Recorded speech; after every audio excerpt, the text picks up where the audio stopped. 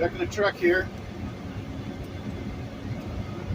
Just did a video coming out of Eagle, Colorado, and now I'm going through Glenwood Canyon. I tried to clean the old windshield off a little bit and make it so you can see, but now it's bug season when it's not everything else, it's bug season. So. But Glenwood Canyon, probably one of the most interesting parts of the Interstate 70 for sure. Very interesting part of Colorado. If you look on the side, this road takes a beating, and it is a complete choke point for commerce along the I-70 corridor. Hands down, this is probably the #1 stopping point year-round where traffic gets shut down and nobody's going anywhere, both directions, and a lot of the time it's truckers that do it. And so they have some real strict restrictions in this canyon now. They enforce it by aircraft. With that being said, I still see people blowing through here real fast. And of course, if you're like me and you run this a lot, you get comfortable on it. And you can run it quicker than you ought to. So I have to discipline myself not to do that.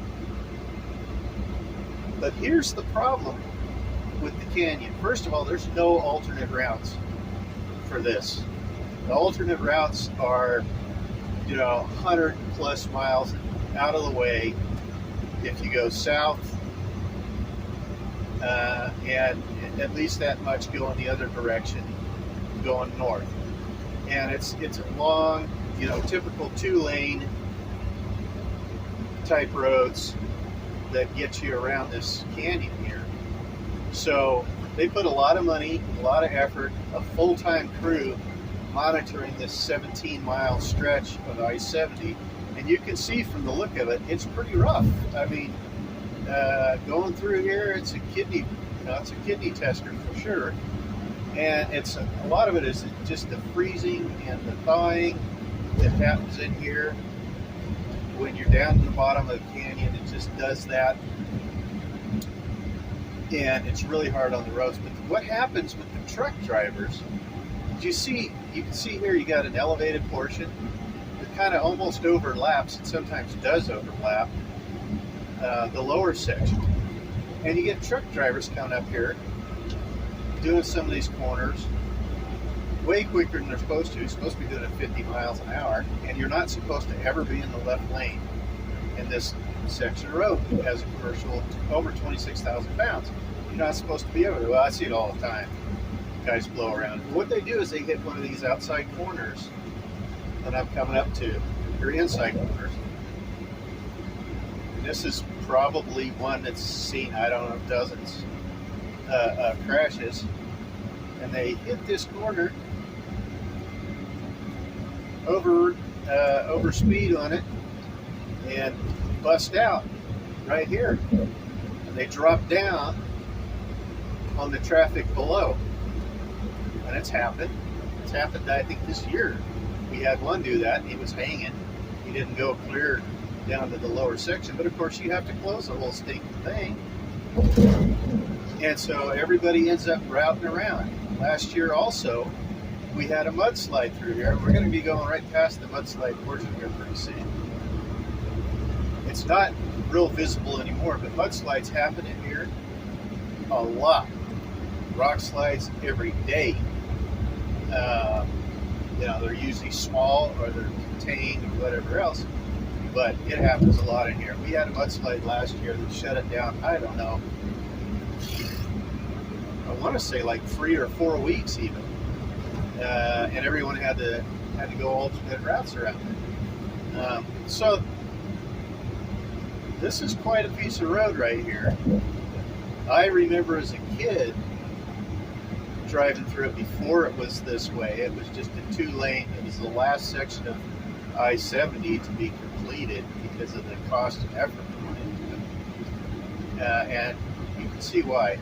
You see why it was that way. The railroad has a hard time. They run tracks through here, and they're always in this canyon, getting rock slides and mudslides out of the way. That all being said, my gosh, it is breathtaking. It is just so beautiful. Got a bike trail that runs down it. In about 2 weeks, it's probably going to be closed down because of the amount of runoff, because it runs right along the river there. So I suspect it'll be shut down here in the next couple of weeks, because when the water's running high, it'll just run over that trail. But well worth your time to take a walk through it. Well worth your time to check it out and spend some time and enjoy this unique section of road that is Glenwood Canyon. Just well worth your time. If you haven't done it, you ought to. If you got time, go down a portion of the trail. Go to one of the rest stops here and just take a portion of the trail by bike. It's well worth it.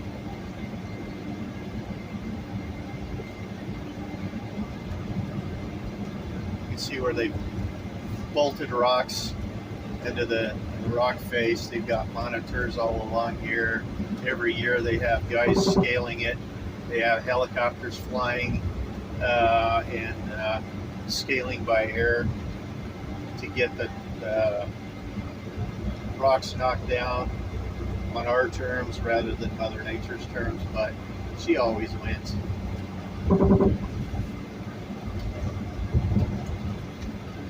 We just delay the process. That's about all we do.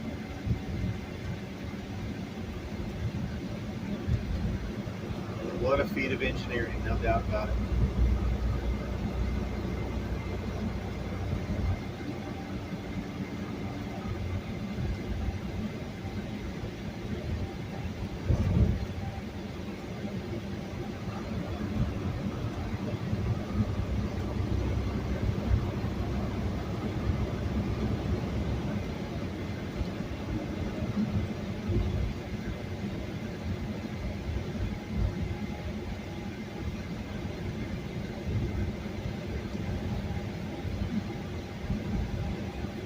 One of those, when you go a couple of weeks with this thing shut down and you've had to route around it and everything else, then you're really happy to see it when this puppy opens back up.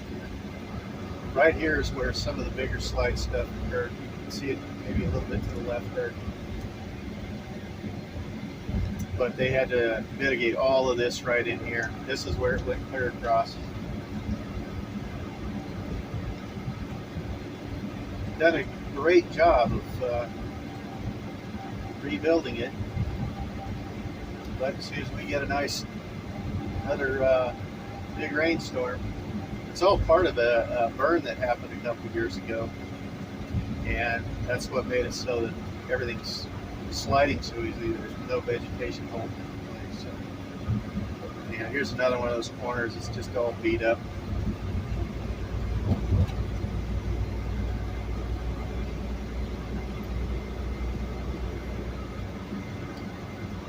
Power generation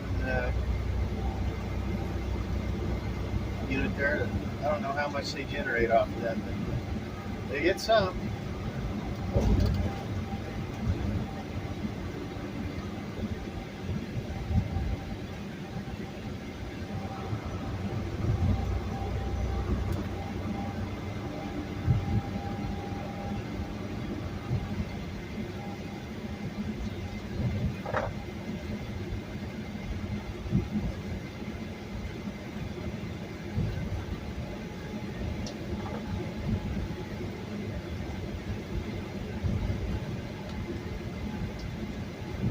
See some of that burn area off to the left there. Oh, Grizzly Creek fire.